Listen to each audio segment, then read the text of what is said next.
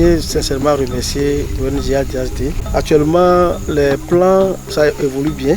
Je peux estimer déjà que le taux va au-delà de 80%. 80% parce que les 20% c'est dû aussi au changement climatique. Et l'année 2025, carrément, c'est une année où le climat n'a pas été du tout bon. Donc nous avions perdu certains plans à mi-chemin parce qu'il y avait une sécheresse.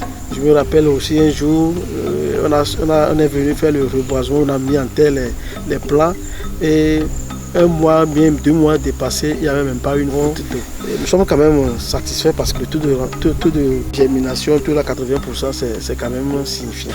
Les impressions vis-à-vis des plans mis en terre, le travail a été bien fait. Nous évaluons le bon travail par rapport au taux de réussite, par rapport à ce que nous venons de voir, ce que nous voyons. Nous avons des taux de réussite à plus de 80%, donc le travail est bien fait. La mobilisation, c'est nickel. Nickel dans le sens que c'est vrai que c'est des communautés et chaque fois, avant qu'elles n'aillent sur le terrain, il faut les appeler, s'entendre avec eux sur la date ou le jour où nous devions aller pour la mise en terre.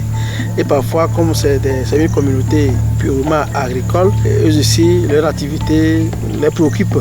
Donc parfois, quand on programme que ils doivent aussi aller faire au moins, ils doivent aller dans leur champ.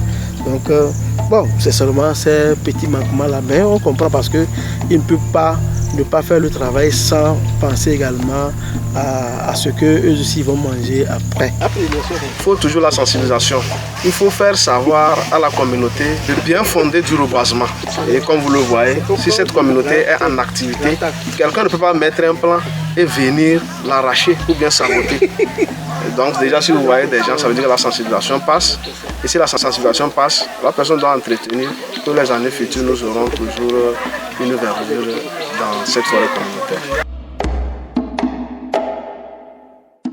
Pendant la réalisation de ce projet, nous avions mis en place un comité de gestion. Ce comité est mis en place pour pouvoir gérer cette forêt même après le projet. Alors donc, ce qui veut dire qu'au jour d'aujourd'hui, les membres de ce comité sont bien outillés et ils savent alors, chaque membre connaît son rôle et sa responsabilité. Il faut surtout l'entretien. Pour la mise en terre, il faut l'entretien.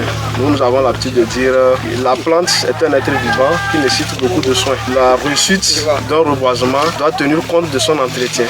Donc sur ce, de temps à autre, quand dans mes patrouilles forestières, on passe pour voir l'état des plants, pour interpeller le coordinateur, pour voir l'entretien des pare-feux, des feux de brousse, pour lutter contre les feux de brousse. Et la divagation des bêtes. Je pense que si ces paramètres sont réglés, on n'aura pas de soucis.